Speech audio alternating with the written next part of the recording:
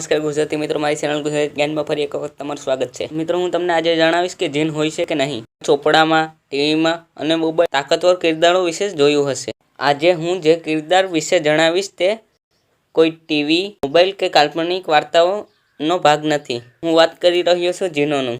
જીન ન તો વાર્તામાં ખાસ મુકામે છે, દુનિયાએ તેને તલસ્મય અને જાદુથી ભરી ઘટનાઓમાં જોયા છે। કોઈ એને રાક્ષસ કે અસુરો માને છે તો કોઈ એને ભૂત પ્રેત માને છે। જીનોની પણ દુનિયા હોય છે। મુસલમાનની કુરાનમાં ઉલ્લેખ છે કે જીનને માણસની પહેલા બનાવ્યા। હજી પણ મનુષ્યની સાથે જીનો પણ જાહેર છે।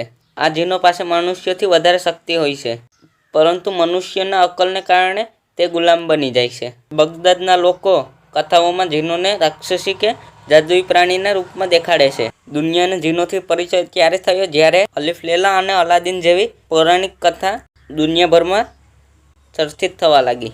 કોઈક લોક કહે છે કે મૃત્યુ બાદ મનુષ્ય જીન બની જાય છે, પરંતુ આ માન્યતા ખોટી છે। જીન એક રચના છે, જેમ કે મનુષ્ય ભગવાન કે અલ્લાહની એક રચના છે। ધાર્મિક રીતે અલ્લાહે 3 પ્રકારની રચના બનાવી છે। દેવદૂત અને ફરિશ્તોને તેઓ પ્રકાશથી બનાવી છે। જીનોને નારી મખલુક એટલે આગ અને મનુષ્યને ખાકી મખલુક એટલે કે માટીથી બનાવેલી છે। કુરાનમાં કહ્યું છે કે અલ્લાહે મનુષ્ય પહેલા જીનોને ધુમાડા વગરની આગથી બનાવ્યા। એવી આગ જે પ્રકાશને નથી રોકતી, એટલે મનુષ્ય એ વસ્તુને જોઈ નથી શકતો જેનો પડછાયો નથી હોતો। જીનોની ઉંમર લગભગ 5000 વર્ષ જેટલી હોય છે અને તે મનુષ્યના પ્રમાણમાં બહુ જ શક્તિશાળી હોય છે। તે જે પણ કામ કરે છે પોતાના ઈરાદાથી કરે છે। કોઈ પણ જીવ કે વસ્તુનું રૂપ ધારણ કરી શકે છે।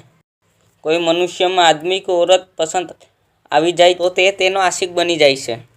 જીન અને શેતાન અંધારામાં, ખાલી પડ્યા મકાનોમાં, જંગલોમાં, કબ્રિસ્તાનમાં, પહાડોમાં અને વિરામ મસ્જિદોમાં રહે છે। મનુષ્ય જેમ જીનના પણ અલગ અલગ ધર્મ હોય છે, જેમ કે હિન્દુ, મુસ્લિમ, બૌદ્ધ, ખ્રિસ્તી। સારા જીનોને જીન્નાત કહેવાય છે અને ખરાબ જીનને શપાતીન કે શેતાન કહેવાય છે। બધા જ જીન એકબીજાથી અલગ અલગ હોય છે।